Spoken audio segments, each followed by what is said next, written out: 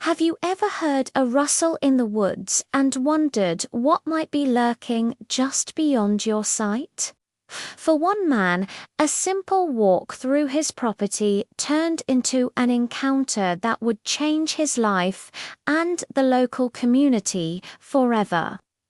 This isn't just a story about a mysterious creature, it's a tale of compassion, an unlikely friendship, and an act of gratitude that left everyone absolutely speechless. Stick with me, because what happened a week after a man cut a Bigfoot free from barbed wire is something you have to hear to believe. Let's head to the dense, misty forests of the Pacific Northwest, a region steeped in folklore and whispers of giant apple creatures. Our story begins with Jack, a retired park ranger in his late 60s. Jack wasn't your typical Bigfoot enthusiast. He was a man of science and reason, someone who had spent his entire life in the woods and had seen it all, or so he thought. He'd heard the campfire stories, seen the blurry photos, but always dismissed them with a practical chuckle. To him, the woods held bears, cougars, and deer, not mythical monsters. One crisp autumn morning, Jack was out on his routine patrol of his property line, checking the fences that bordered the vast national forest. As he navigated a particularly dense thicket, he heard a sound that stopped him in his tracks. It wasn't the familiar snap of a twig under a deer's hoof, nor the growl of a bear. It was a low, guttural moan, a sound filled with pain and distress. Cautiously, Jack pushed through the foliage, his hand instinctively resting on the multi-tool clipped to his belt. What he saw made his heart pound against his ribs. There, tangled in a forgotten, rusted stretch of old barbed wire, was a creature of immense size. It was covered in thick, matted, dark brown hair. It stood hunched over, at least 7 feet tall. Its powerful arm caught cruelly in the sharp metal barbs. Its eyes, deep-set and surprisingly intelligent, locked onto Jack's. They weren't filled with aggression, but with a raw, desperate plea for help. It was Bigfoot. Every rational thought in Jack's mind screamed at him to run, to get away. But the lifetime ranger in him saw only a creature in agony. Taking a deep, steadying breath, Jack slowly raised his empty hands to show he meant no harm. "Easy now," he murmured, his voice calm and even. "I'm not going to hurt you. I'm here to help." The creature watched his every move, its massive chest heaving with pained breaths. It remained perfectly still as Jack carefully approached. He could smell a musky, earthy scent, like damp soil and pine needles. He could see the powerful muscles ripple under its hairy hide. The sheer scale of it was awe-inspiring and terrifying all at once. With practiced hands, Jack opened his multi-tool and got to work on the wire cutters. The old wire was tough, and the creature's arm was badly entangled. Each snip of the wire caused the creature to flinch, but it never made a move against him. It seemed to understand his intentions. It was a slow, nerve-wracking process. Jack's heart hammered away as he worked just inches from this legendary being. He could feel its warm breath on his face. Finally, with one last, decisive snip, the final strand of barbed wire sprang free. The creature slowly, carefully pulled its arm back.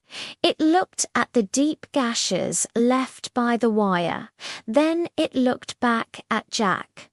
For a long, silent moment, they just stared at each other. Jack expected it to bolt, to vanish back into the forest from whence it came.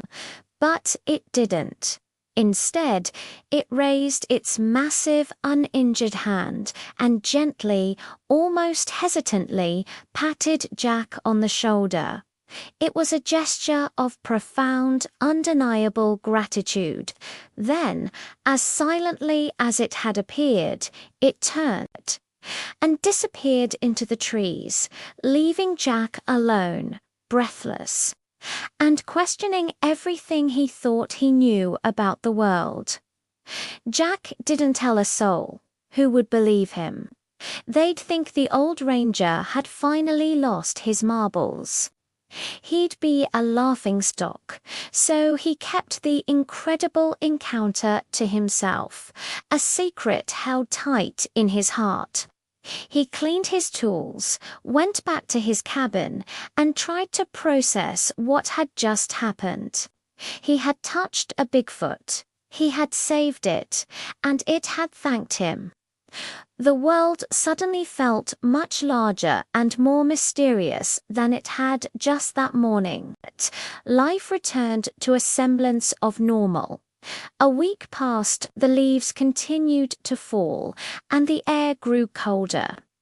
Jack occasionally found himself glancing towards the dealer, half expecting to see those intelligent eyes watching him, but there was nothing. He started to wonder if he'd imagined the whole thing, if the loneliness of the woods had finally played a trick on his mind. But then things started to get strange. It began subtly. One morning, Jack woke up to find a perfectly stacked pile of firewood on his porch, far more than he had cut himself. He brushed it off as a kind neighbor, though none lived close enough to do it without him noticing. A few days later, he found a string of freshly caught trout laid neatly on his doorstep, glistening in the morning sun. Then, the most peculiar gift of all, a collection of rare, brightly colored mushrooms, known for their delicious flavor, arranged in a perfect circle by his back door. These weren't things a human neighbor would do. Jack knew, with a certainty that chilled him to the bone, who was leaving these gifts. His silent friend from the forest was repaying its debt.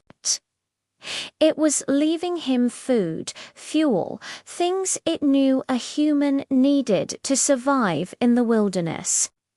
It was a gesture of continued friendship, a silent communication between two vastly different worlds.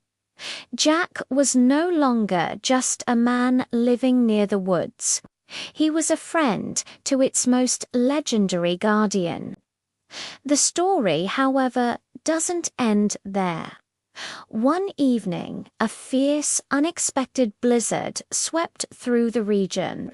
The wind howled like a banshee, and snow piled up in massive drifts, cutting off the remote cabins from the main roads. The power went out, plunging the entire area into darkness and cold. Down in the small town, panic began to set in.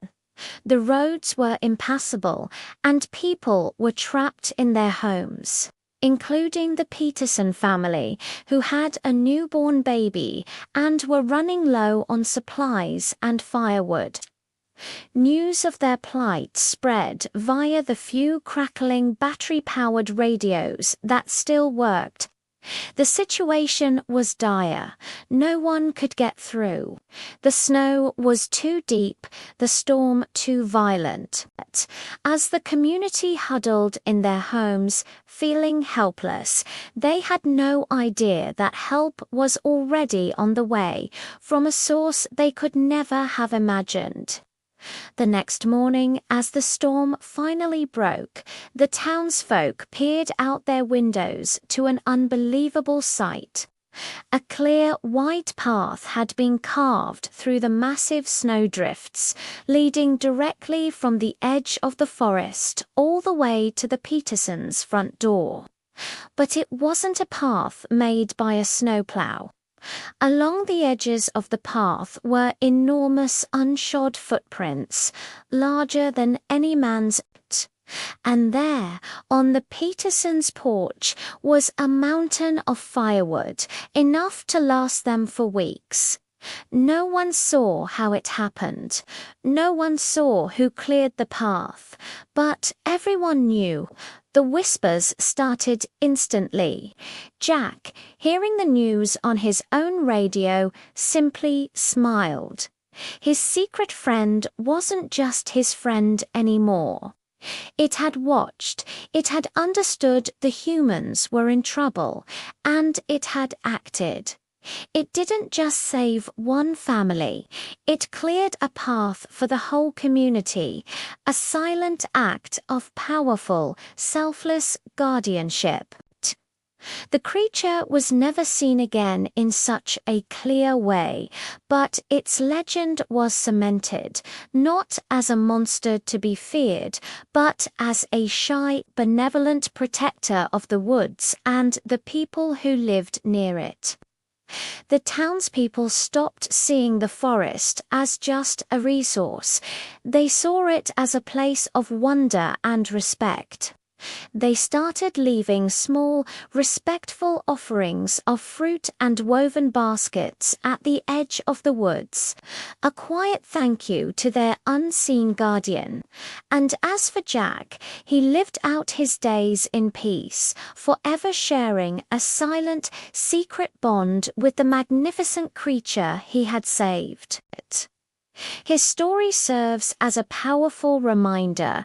Compassion knows no bounds, and sometimes the greatest kindnesses come from the most unexpected places. It shows that even the wildest of hearts can understand and repay a simple act of help. What do you think? Was this a genuine Bigfoot, a guardian of the forest, or is there another explanation? Let me know your thoughts down in the comments. I love reading all of your theories. Thanks so much for watching today. If you enjoyed this incredible story, please give this video a thumbs up and consider subscribing to the channel for more amazing tales. Until next time, stay curious and keep exploring.